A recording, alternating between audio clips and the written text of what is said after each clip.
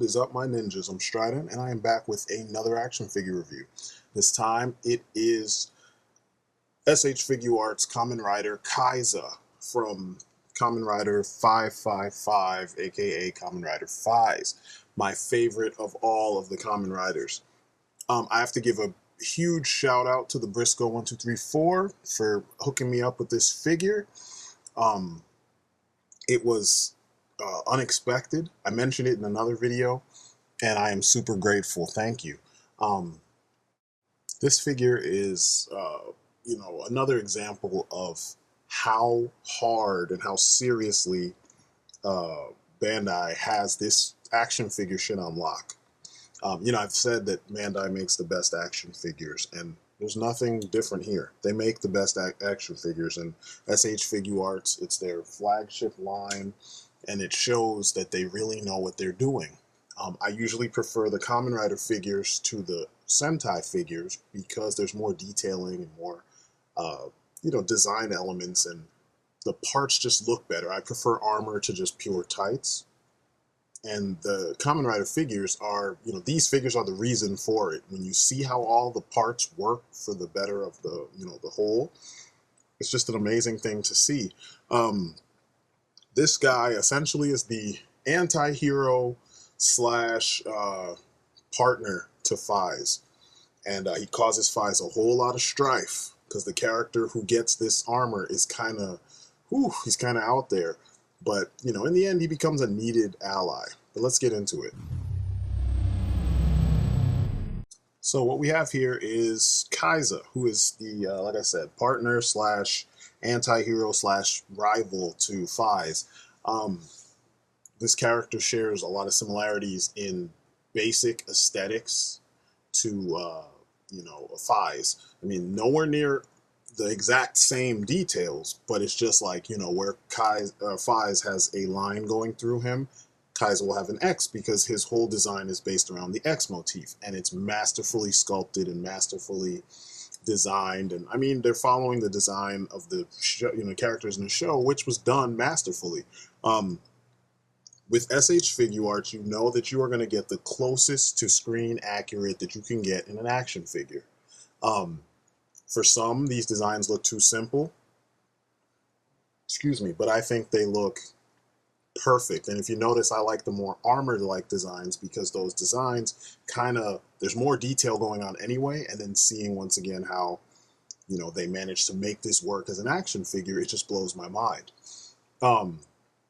He has a little bit more armor pieces and a little bit more protrusions, and a little bit more complex design elements than FIGUARTS, but everything is masterfully done on this figure. I mean, this is what you're paying that $40 for. No sticky joints, no paint slop, nothing, everything, every line is meticulously crafted and painted perfectly. So, I mean, another win in that department.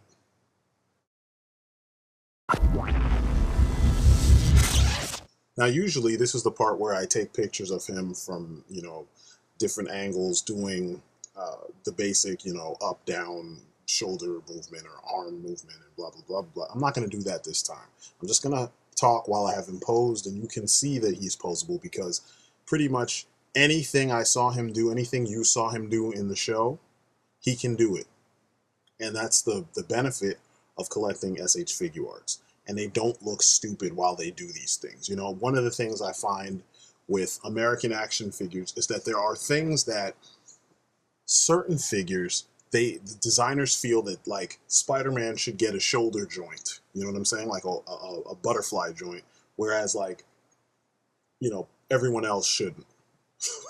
Which doesn't make sense, They'll make a figure of, like, the Black Knight, who's a swordsman, and then they don't give him any extra articulation to allow him to do things better with that sword, Whereas all of the S.H.Figuarts, almost all across the board, I could make them do whatever, regardless of what their actual function is. This is a little bit more prevalent in the Kamen Rider figures, as you can see here, than it is with the Sentai figures. But even with the Sentai figures, I mean, there really weren't many poses that I couldn't pull off with those figures. And, this is the beauty of these figures, Kaixa here, he's a very I don't know, he takes on poses that scream power. So, you know, it's nice that you can do that with no problem. Things like this joint in the shoulder. The shoulder sits in a kind of a ball socket joint. It is a ball socket joint. It just clicks right in. And then that joint itself in the ball socket is like another ball socket. So you can rotate the shoulder itself on its own little axis inside the torso piece, you know, at the shoulder joint. So you have your bicep swivel, you have your up and down, you know, side, outward to the side, but then you also have the shoulder joint. So when he has to fully extend and pull his shoulders back, or as you can see, I lowered the shoulder. If he was going to reach down or something, when you're posing him, like here, it looks like his shoulder's broken, but it's not. It's just me showing you that there is movement in there. But when you're doing things with him, posing him, like grabbing his other hand, you know, or when you want him relaxed and you put it back up like you see there, it makes a difference. These are subtleties that American action figures just don't have. I mean, Spider-Man gets a butterfly joint, and so does Wolverine in many cases, but like the subtle things he can't do. You know what I'm saying? And the subtle things would make sense. I mean, imagine if Wolverine had these kinds of joints, you know, or Spider-Man had these kinds of joints. I mean, and they don't get stuck. They're not hard to move. And like one joint doesn't move better than the other, you know? And I don't know how S.H.Figuarts or how Bandai always does it in this line, but they always do it. Every single Fives figure I have, it's perfect movement in the shoulders, and it looks good. I mean, look at that. That looks like the suit actor. You know what I'm saying? Like, what the heck? The joints are visible, but I mean, the way he's standing, if I went back in and photoshopped it and just smoothed out where the joints were, you would not be able to tell that that's not the real guy, you know? Because there's nothing there screaming, hey, this is a toy. Look at me. But then you put him next to, let's say, a newer Marvel Legend, and look at the goofiness on his shoulders. You know, it's like this overly sculpted torso piece, and then these bulbous shoulders just popped right in there. Here, Kaixa has more pieces of clothing, more items on his body, and the shoulders look natural. You know, this is why, like I said, I've moved away from these more, this is my son's actually, but I moved away from American figures a little bit more. I mean, there's a handful. I have to get my DC fix, of course, and you know, there's a handful of Marvel figures that I'm looking at. But overall, they cannot compare to this. You know, so once again, thank you, homie. Thank you, Briscoe1234. Thank you very much. But you can see these are subtle poses, and even though there's a little bit of gapping in the show, the shoulder pads sit on the sleeves, like on the shoulders of the actual armor. So when he moves around to allow for, you know, the shoulder piece not to rip, it moves like that. So, you know, shadow would be falling in there. It's not like you're seeing, you know, joint pieces. And it looks awesome to me. I think it looks awesome. And then, of course, when you put him standing still, he looks really cool. Another thing, a lot of the S.H.Figuarts have shoulder pads. You know, a lot of their figures that they chose to, you know, characters they chose to make have shoulder pads. And they put the joint for the shoulder pads on top of the shoulder. They make it move so that, you know, you can get it out of the way when you want to raise up the arm. This should be standard on anything with shoulder pads, unless they figure out a way to make the shoulder pad out of a really flexible material. Now, if you wanted to go in for the sculpting detail and, you know, get nuts with it, then this should be how it's done. No ifs, ands, or buts. These don't pop off easily, at least not in my experience yet. And, you know, when I want to put his hand up, it moves with the arm, the shoulder, you know what I'm saying? That's the way it should be. That is smart design, you know what I'm saying? That's engineering, and that's what I always complain about that is lacking from American action figures. Engineer some shit. Just because they did a good sculpt, which Hasbro has been relying on for years with the latest Joes, that's not the way it should be. Nice sculpt should be accompanied by sound engineering. Here's another detail of that inner shoulder I was telling you about, where you can see that it's a ball socket joint sitting within a ball socket joint. It's hard to get both, But I figured, you know, let me show you the actual ball socket joint that moves around. And I'm telling you, you get so much freedom with that joint. Um, I don't know. I don't know how else to illustrate other than to just show you him in action. And, you know, gun poses, that's another thing. They don't slacken. You know what I'm saying? You pose them a certain way.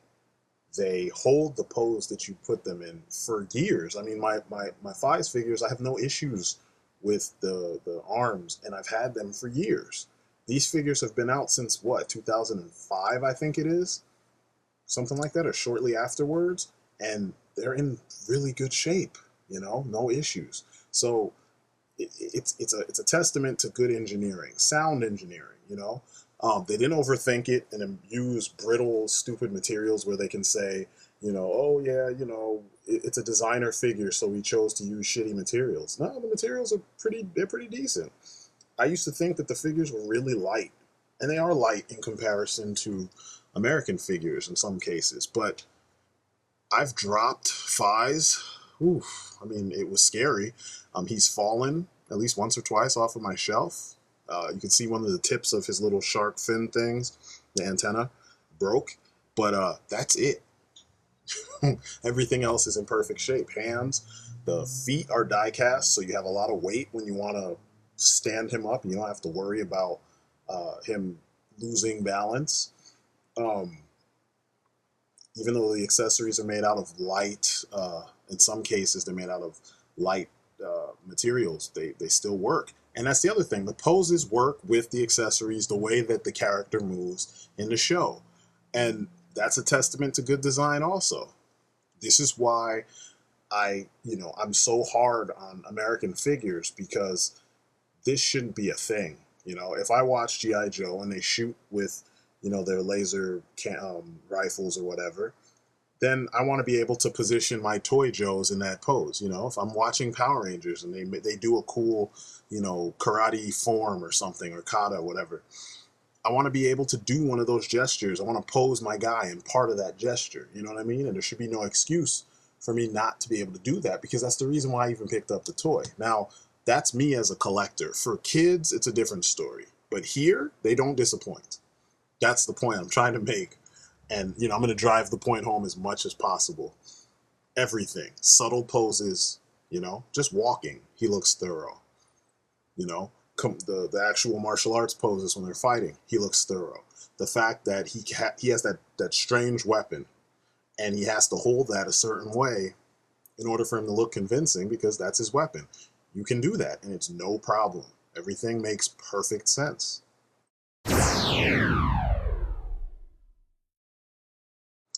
Now, the accessory count. Whew. Dude's got a lot of accessories.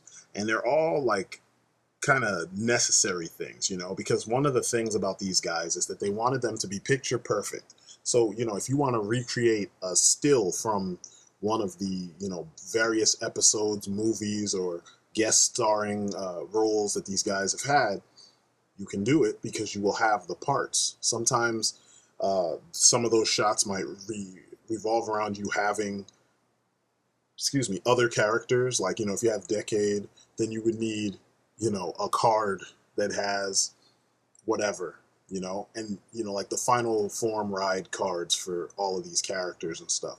But then you would just, Decade comes with all those cards, and you would just put him with that guy. You know what I'm saying? In this case, everything you saw him use in the show, he has it here. There are multiple versions of certain things, like the Blade gun, which is awesome because you need one that can go into the holster, which you have, and you need one that he can actually hold. The sword attachment actually just goes on to, it connects to the actual blade gun. And there's even a peg, which I will show you, you know, in closer detail, that closes up the slot that you use to push the blade into the blade gun. And, you know, these are the things I'm talking about. Picture perfect quality. You want your characters to look awesome just like they did wherever you saw them. I mean, there's not one Movie Masters figure from Mattel, or, you know, one movie figure from Hasbro that, you know, fits this bill. Toy Biz did a really good job of kind of screen accuracy, You know, their Lord of the Rings figures were off the hook. I mean, some of them were kind of meh in the beginning, but the later two films, they really upped the ante. I mean, they really did. Their faces looked good. They were posable. And it's kind of more along the lines of what I'm saying here. Of course, there were ones that didn't quite fit the bill, but they were the closest next to maybe Marvel Select right now. Because, like, Marvel Select Wolverine is pretty damn dope, you know? Pretty damn dope. And so is their Amazing Spider-Man figures. But anyway, his, let's see, the Kaixa driver, which is the, you know, phone, well, it's the phone and the belt buckle piece that you put the phone into. That looks perfect. The Kaixa shot, or I'm sorry, pointer, looks amazing. It looks like they're like binoculars, essentially, and that's what you see on his back right there. They look really good, and I'm going to get up close on them. I just wanted to show you how all the parts fit on his person. You see he's got the empty holster piece hanging from his side. It's the way things are supposed to be, you know? You should never have all these stupid accessories that don't actually pertain to your character. And this guy has nothing but accessories that pertain to his character. The extra hands. I love the fact that he has hands specific to the weapons that he has, and then he has one hand that's specific to his gesture when he armors up. And, you know, I'll go into that one. You know, you saw it in the beginning. He kind of pulls his collar out when he, you know, transforms. But all this, I don't even need a stand to get him to stand up in this kind of a pose. And you see how nice the blade looks. It just looks so good, man.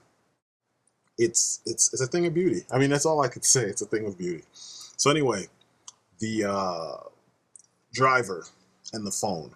Since his is a flip phone, instead of it flipping, it's a side flip phone. So it kind of like slots downward, whereas Fi's flips outward like a regular flip phone, because most of these guys, their gimmick is phones. Their powers are set off through their phones, with the exception of, I think, Delta, who's is through a gun.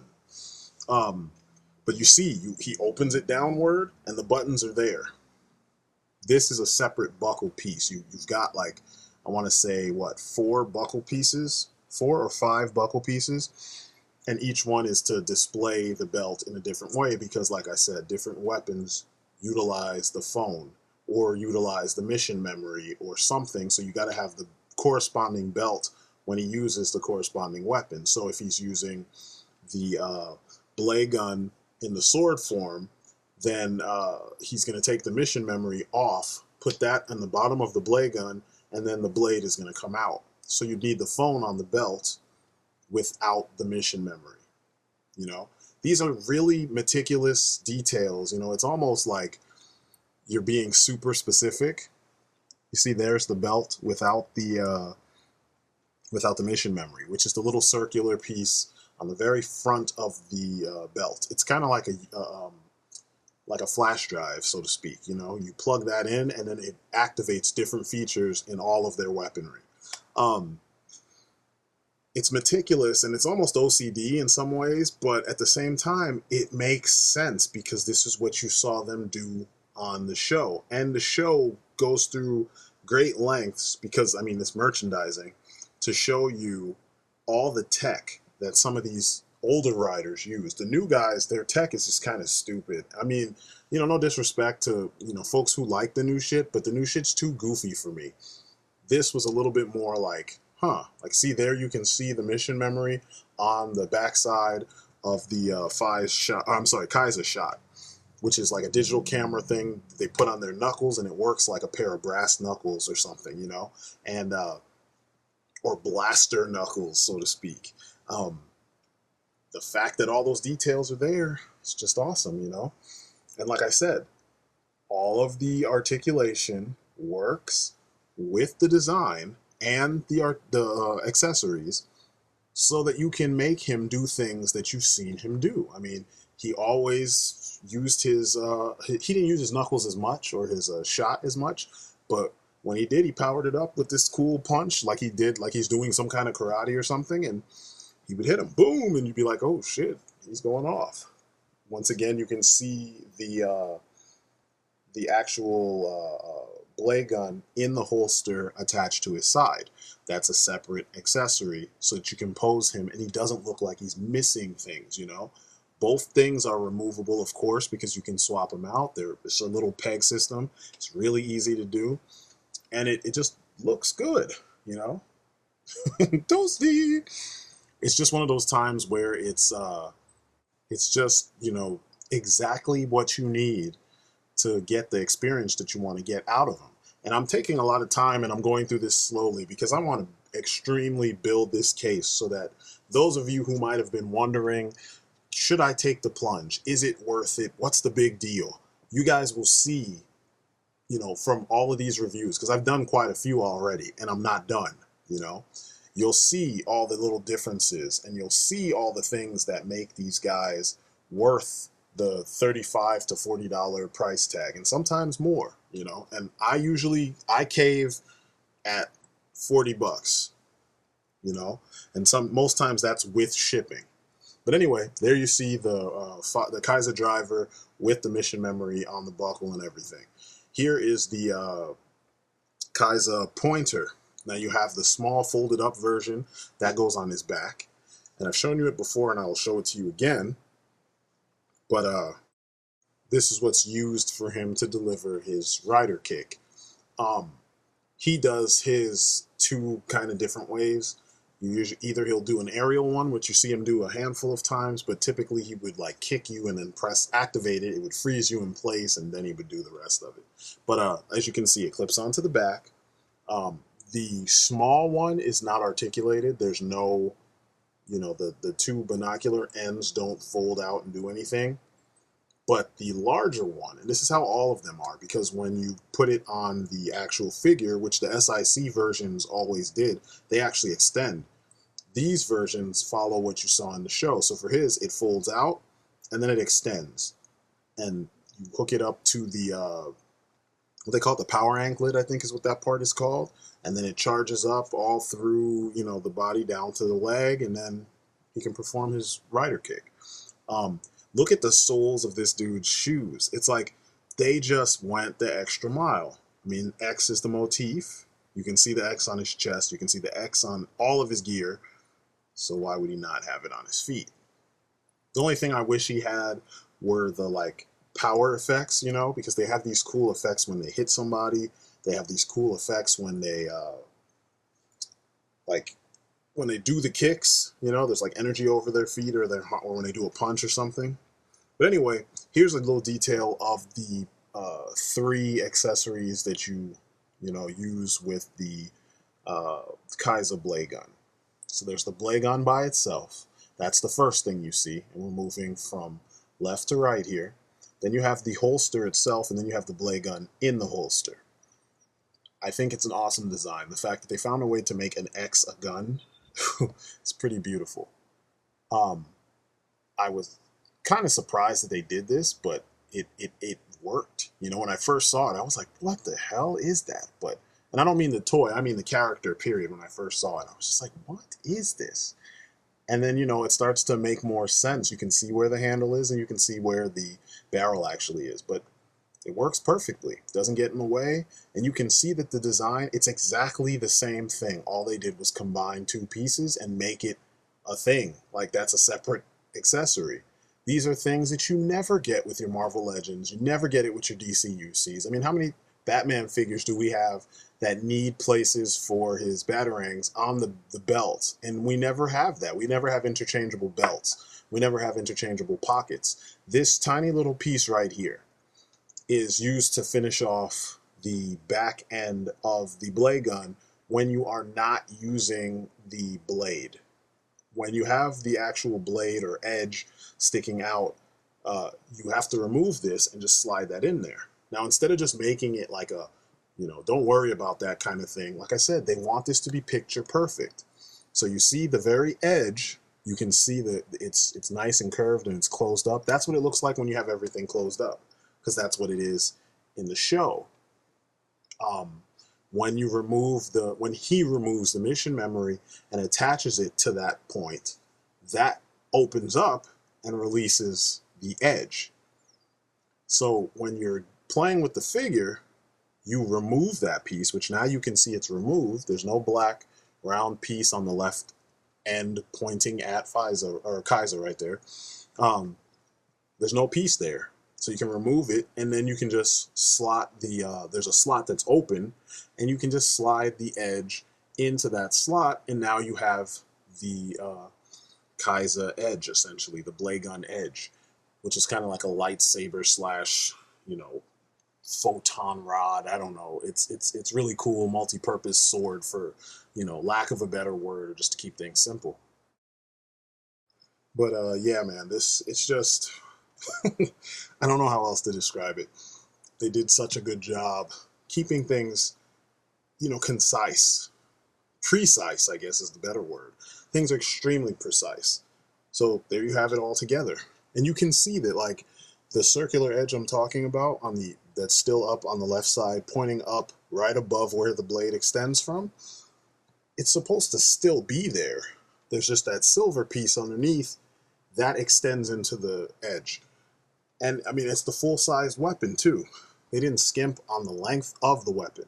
Sometimes you see that with Sentai releases and various Toku releases, where they'll give you like the signature weapon, but so it could fit in the package and not take up too much space and not add to the weight of the figure, they shrink it down. Sometimes Marvel and DC do that with figures, and it's like or with accessories to the figures, and it sucks. You want it to work the way that you saw it work in the cartoon, TV show, movie, whatever. Here we have the blade gun and the Kaisa phone in, you know, blaster mode. Or, I'm sorry, not blaster mode, gun mode. There's an episode where he does this. Actually does this on more than one occasion. And it looks good, you know. I notice I say a lot. Wow. There are parts like the anklet, the power anklet. Very nicely detailed. Yes, it's one coat of, or several coats of silver paint, but that's what it looks like in the show, so you don't need to do some ridiculous black wash all over the place like a lot of American companies and customizers love to do. You just sculpt really well, make really defined parts, you know, portions, like your edges need to be really defined, sharp. When there's you know, a shape that sticks off of a surface, you know, you just sculpt really deep, you know, carve deep into your plastic so that you can make that protrusion really stick up. And then you don't need to define it by ink, you know, or by black wash. I'm thinking of illustration, ink wash, you know. But overall, what you have is a very badass looking, screen accurate rider. And it's a shame that we won't get his bike. I know there is a version of the bike that was done in the Super RHF collection, which I have the FIs that goes to it, the FIs and Autovagin, but it's really expensive these days. So if I get lucky, I might be able to find it, and then I will have, you know, the side basher as well. But he looks really cool, you know. All these accessories are done to perfection. There's no slop on any of them, and like the smallest details have been captured, and it makes people like me who are big fans of 555, it makes us so happy, man. So the bottom line, buy this figure. Whether or not you've seen the show is irrelevant. It'll only make it more pressing for you to buy it if you've seen the show. If you see this review and you see this figure for a decent price, pick it up. It's worth it. You know, he's a good figure. He's well designed. It will last. Nothing is going to just fall apart when you you know, play with him. There's so many little details and so much paint variation all through this figure, and you would think at first glance that there's not much going on with him, but it's deceptively simple. I mean, look at the gunmetal going on in his back on those two stripes right after the yellow and then the black, and then I mean, it's a quality figure. You know, don't let anybody tell you differently. And I almost want to find a review on YouTube where someone disses these figures, because as far as I know, everyone who collects S.H.Figuarts, they're like converted. Once they start, that's the line. You know what I'm saying? For me, I'm back and forth between Figma and S.H.Figuarts, but I like the Figuarts better because the Figuarts, they seem a little bit more substantial in some ways. Granted, sometimes they do use brittle plastic for things that they should have used flexible plastic for, and that's what Figma does really well. They use lots of variations of plastic, so your figure could take a fall and not die, you know, like these antennas on FIs and Kaixa, they would use, you know, a nice plastic. Um, but, you know, things like these compound eyes, you saw them on the previous picture for Kaixa, and now you see them on FIs, and they've done them on every version of FIs, and they've done them on just about every single rider that they've released. At least the ones wearing helmets, I want to say. I don't know about Shin and Doras, which Doras is not technically a rider, but, you know, I don't know for sure about those two, but it's beautiful. You know what I mean? And most companies don't do that kind of stuff. Like, when are they going to give us a Batman with the blue eye covers? You know what I'm talking about? So and they put white underneath it so that you can see that he's wearing like the Dark Knight Returns helmet with the blue kind of glass over his eyes, and then have the white eyes underneath it so that we get this compound eye effect. You know, it would be beautiful, but I doubt we're going to ever see that because the toy companies in the US are cheap. And we're going to continue to see toy prices in the US rise, whereas the Japanese figures are going to stay the same price.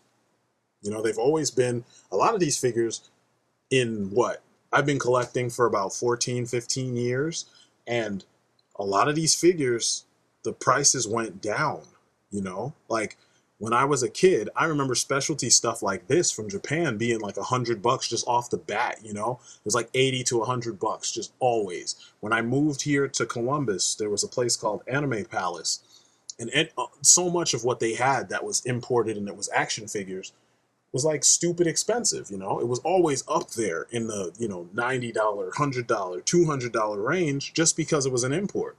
Now it's 2015, and I have bought so much Japanese shit, and I have never really paid over $40 for my finds. And I'm talking about, like, I'm getting a lot in the package, and this is no different. So, you know, you guys can keep on, those of you who want to ignore this kind of stuff, you know, it's just, this is just an option, you know. But you can keep paying out the anus for, you know, subpar figures, or you could take a look at these and get out of your comfort zone and get into something else where you'll be satisfied. You know, these figures don't come apart easily. The paint doesn't rub off all the time. I mean, there's certain figures I've seen where it does happen, but that happens more with American figures and less with the Japanese figures. Sorry about that. That was a fire truck going by. But anyway, you don't get paint rubbing off, you know, a lot. Sometimes it happens depending on how complex the design is, but there's just a lot of quality here. And, you know, if you really want quality and you like the character or you just like the design, you know, I urge you guys to take a look at these Japanese figures, you know. My homeboy Scab Cat, you've seen him on here a couple times in the comments. He's taken a leap to Japanese figures. These days, American figures are just, they're trying too hard to find ways to take your money with gimmicks and not give you enough quality, you know? By now, standard, every Batman should come with the grapnel gun, a couple batarangs, a separate hand so that he can hold those batarangs, and, you know, maybe the cryptographic sequencer or whatever, or the freaking foam, you know, the explosive gel gun or something. He should come with a bunch of accessories and hands to use them, and maybe even, you know, interchangeable pockets on the actual belt so that you can put the weapons somewhere. But they don't. And then here we have, you know, characters from TV shows that are going on right now, some of them, and they include everything down to an extra hand so that he can do his little signature pose and pull his collar a little bit away from his neck, you know, because the suit might fit a little tight. You know, that's what they're trying to say. He's kind of uncomfortable in the suit, but he's making himself comfortable because he wants to use this power.